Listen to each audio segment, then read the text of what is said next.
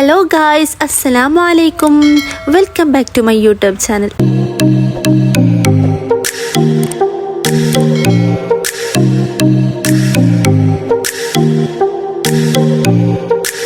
അപ്പോൾ ഞാൻ ആദ്യമായിട്ടാണ് ഒരു ലോങ് വീഡിയോ ആയിട്ട് വന്നിട്ടുള്ളത്.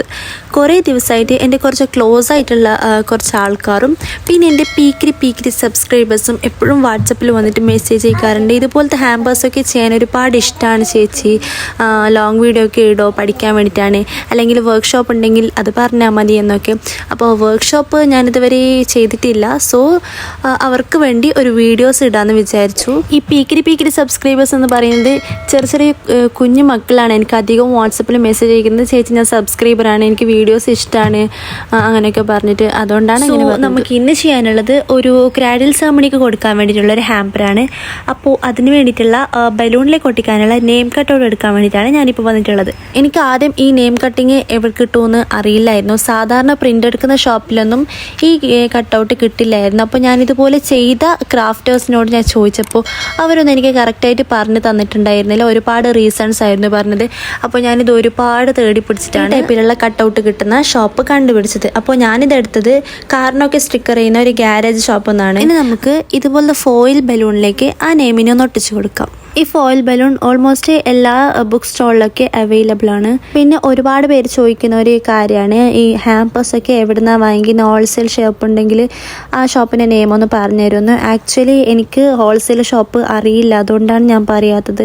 അല്ലാത്ത എനിക്ക് ജാഡായിട്ടൊന്നുമല്ല. അപ്പോൾ എനിക്കറിയാവുന്ന കാര്യങ്ങൾ ഞാൻ മറ്റുള്ളവരായിട്ട് ഷെയർ ആക്കലുണ്ട്. കാരണം ഞാനും ഇതുപോലെ പണ്ട് ഒരുപാട് പേരോട് ചോദിച്ചു, അപ്പോഴൊന്നും ആരും പറഞ്ഞു തരാത്തത് കൊണ്ട് തന്നെ ഇതുപോലെ സ്ട്രഗിൾ ചെയ്യുന്ന ഒരുപാട് ക്രാഫ്റ്റേഴ്സിൻ്റെ ഒരു ഫീൽ എനിക്ക് അറിയാവുന്നത് കൊണ്ട് എനിക്കറിയുന്ന കാര്യങ്ങൾ ഞാൻ ഷെയർ ചെയ്ത് കൊടുക്കാറുണ്ട്. ഓക്കെ, അതവിടെ ഇരിക്കട്ടെ. ഇനി നമുക്ക് ഹാമ്പറിലോട്ട് തിരിച്ചു വരാം. അപ്പോൾ നമ്മൾ ഈ നെയിമിനെ നന്നായിട്ട് ഈ ഒരു ബലൂണിലേക്ക് ഒട്ടിച്ചു കൊടുക്കാം. എന്നിട്ട് അതിൻ്റെ മുകളിലുള്ള ഈ കൂളിങ് ഒന്ന് നമുക്ക് പീൽ ചെയ്തെടുക്കാം. അപ്പോൾ ശരിക്കും ഇതെങ്ങനെയാണ് യൂസ് ചെയ്യേണ്ടതെന്ന് എനിക്കറിയില്ല. ഇതവിടെ കാറിലേക്ക് ഒട്ടിക്കുന്ന രീതിയിലുള്ള സ്റ്റിക്കർ ആയതുകൊണ്ടാണ് ഇങ്ങനെ ചെയ്യുന്നത്. അങ്ങനെ നമ്മുടെ ബലൂൺ ഇവിടെ റെഡി ആയിട്ടുണ്ട്. ഇനി നമുക്ക് കുറച്ച് നോർമൽ ബലൂൺസ് കൂടി വീർപ്പിച്ചെടുക്കാം. ഇത് ഹാമ്പറിനെ ഡെക്കറേറ്റ് ചെയ്യാൻ വേണ്ടിയിട്ടാണ്.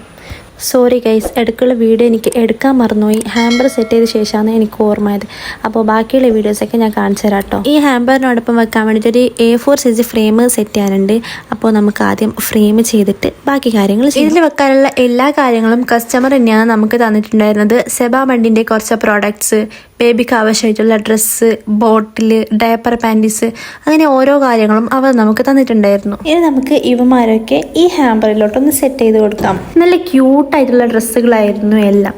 അല്ലെങ്കിലും കുഞ്ഞുടുപ്പുകൾക്കൊക്കെ പൊതുവേ കുറച്ച് ഭംഗി കൂടുതലായിരിക്കും അല്ലേ. ഇനി നമുക്ക് ഫ്രെയിം, ഡയപ്പർ, പാൻറ്റീസ്, സെബാമണിയുടെ പ്രോഡക്ട്സ് ഒക്കെ ഇതിൽ നന്നായിട്ട് അടുക്കി വെച്ച് ഡെക്കോർ ചെയ്യാം. അപ്പോൾ എല്ലാവരും കൂടി ഒരു ഹാമ്പറിൽ കൊള്ളില്ല എന്ന് എനിക്ക് ചെറിയ ഡൗട്ട് ഉണ്ടായിരുന്നു.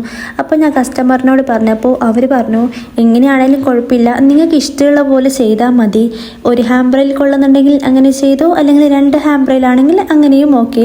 ഇന്ന മോഡൽ വേണമെന്ന് നിർബന്ധമൊന്നുമില്ല, നിങ്ങൾക്ക് ഇഷ്ടമുള്ള എങ്ങനെയോ അങ്ങനെ ചെയ്തോ എന്ന് പറഞ്ഞ് കസ്റ്റമർ നമുക്ക് വിട്ട് തന്നൊക്കെയായിരുന്നു. അപ്പോൾ ഈ ക്രാഡിങ് സെറമണി നടക്കുന്നത് ഒരു റിസോർട്ടിലാണ്. അപ്പോൾ നമുക്ക് ഈ ഹാമ്പർ റിസോർട്ടിലേക്ക് ഡെലിവറി ചെയ്യണമെന്ന് കസ്റ്റമർ പറഞ്ഞിട്ടുണ്ടായിരുന്നു. അപ്പോൾ നമ്മളിത് ഡെലിവറി ചെയ്യാൻ വേണ്ടി പോവാണ്. കറക്റ്റ് 11 മണിയാകുമ്പോൾ അവിടെ എത്തിക്കാനായിരുന്നു കസ്റ്റമർ പറഞ്ഞിട്ടുണ്ടായിരുന്നത്. പക്ഷെ നമ്മൾ റോഡ് സൈഡ് പോയി ഒരുപാട് സമയം വെയിറ്റ് ചെയ്ത ശേഷമായിരുന്നു ഒരു ഓട്ടോ കിട്ടിയിട്ടുണ്ടായിരുന്നു. അപ്പോൾ അവിടെ എത്തുമ്പോൾ ഒരു 11:30 കഴിഞ്ഞിട്ടുണ്ട്. അപ്പോൾ ഞാൻ എൻ്റെ കൂടെ എൻ്റെ സിസ്റ്ററിനെയും കൂടെ കൂട്ടിയിട്ടുണ്ടായിരുന്നു.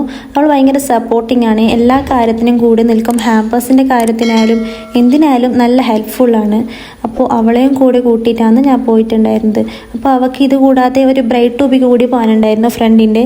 അപ്പോൾ എൻ്റെ കൂടെ വന്ന് ഇത് കൊടുത്തു കഴിഞ്ഞ ശേഷമാണ് അവൾ ബ്രൈഡ് ടൂബിക്ക് പോകുന്നത്. ഓട്ടോയിൽ പോയത് കൊണ്ട് സൈഡിൽ നിന്ന് നന്നായിട്ട് കാറ്റടിക്കുന്നുണ്ടായിരുന്നു, ബലൂണൊക്കെ നന്നായിട്ട് പറക്കുന്നുണ്ടായിരുന്നു. ഒരുവിധം പിടിച്ചിട്ടായിരുന്നു റിസോർട്ടിൽ എത്തിച്ചത്. പൊട്ടിപ്പോകുന്ന ഒരു ഭയങ്കര ടെൻഷൻ ഉണ്ടായിരുന്നു. അപ്പോൾ റിസോർട്ടിലെത്തി സാധനം അവർക്ക് കൊടുത്തവർ ഭയങ്കര ഹാപ്പി ആയിരുന്നു. അവർക്ക് ഒരുപാട് ഇഷ്ടപ്പെട്ടു ഹാമ്പർ. പിന്നെ ഇവിടെ ആൾക്കാരൊക്കെ വന്ന് തുടങ്ങിയിട്ടേ ഉള്ളൂ. അപ്പോൾ നമ്മൾ പെട്ടെന്ന് തന്നെ കൊടുത്ത് തിരിച്ചു പോന്നു. നല്ലൊരു പീസ്ഫുൾ അറ്റ്മോസ്ഫിയർ ആയിരുന്നു. എനിക്ക് ഒരുപാട് ഇഷ്ടപ്പെട്ടു ഈ പ്ലേസ്. പിന്നെ ഇവിടെ ഒരു ഓസ്ട്രിച്ച് ഉണ്ടായിരുന്നു ഗൈസ്. അപ്പോൾ സെറയ്ക്ക് ഭയങ്കര കൗതുകമായിരുന്നു. അവൾ ഒരുപാട് നേരം അതിനെ നോക്കി ഇങ്ങനെ നിന്നു. പിന്നെ ഓട്ടോയിന് കുറേ സമയം വെയിറ്റ് ചെയ്യിപ്പിക്കണ്ടെന്ന് വിചാരിച്ച് ഞങ്ങൾ തിരിച്ചു പോന്നു. തിരിച്ചു വരുമ്പോൾ നമ്മൾ ടൗണിലാണ് ഇറങ്ങിയത്. എനിക്ക് കുറച്ച് സാധനങ്ങൾ വാങ്ങിക്കാനുണ്ടായിരുന്നു. പിന്നെ സിസ്റ്റർക്ക് ബ്രൈഡ് ടു ബിക്ക് പോകാനുള്ളതുകൊണ്ട് ഫ്രണ്ട്സൊക്കെ അവിടെ വെയിറ്റ് ചെയ്യുന്നുണ്ടായിരുന്നു. അപ്പോൾ ടൗണിൽ നിന്ന് കുറച്ച് ദൂരേ ഉള്ളൂ വീട്ടിലേക്ക്. അപ്പോൾ നടക്കാമെന്ന് വിചാരിച്ചു. അപ്പോൾ സെറയ്ക്ക് അവിടെ ഷോപ്പിൽ ഒരു സ്പെക്സ് കണ്ടപ്പോൾ ഭയങ്കര ബഹളമായിരുന്നു. സ്പെക്സ് വേണമെന്ന് പറഞ്ഞിട്ട് അങ്ങനെ സ്പെക്സ് വാങ്ങിച്ച് ഷോ ആക്കി നടക്കുന്നുണ്ട് അവൾ. കുറച്ച് നടന്നപ്പോൾ തന്നെ വല്ലാതെ ക്ഷീണിച്ചു ഗൈസ്. ഭയങ്കര വെയിലായിരുന്നു. നടക്കാന്നുള്ള എൻ്റെ ഡിസിഷന് തെറ്റായി പോയെന്ന് എനിക്കിപ്പോൾ തോന്നുന്നുണ്ട്. ഓക്കെ, ഇനി പറഞ്ഞിട്ട് കാര്യമില്ല. അപ്പോൾ കുറച്ച് ദൂരേ ഉള്ളൂ, ഇനി കുറച്ച് നടക്കാനുണ്ട്. അപ്പോൾ എങ്ങനെയെങ്കിലും നടന്ന് വീടെത്തട്ടെ. അപ്പോൾ വീഡിയോ ഇഷ്ടമെങ്കിൽ സബ്സ്ക്രൈബ് ചെയ്ത് ലൈക്ക് ചെയ്ത് കമൻറ്റ് ചെയ്യാൻ മറക്കല്ലേ. അപ്പോൾ നല്ലൊരു വീഡിയോ ആയിട്ട് അടുത്ത പ്രാവശ്യം വരാം. ബൈ.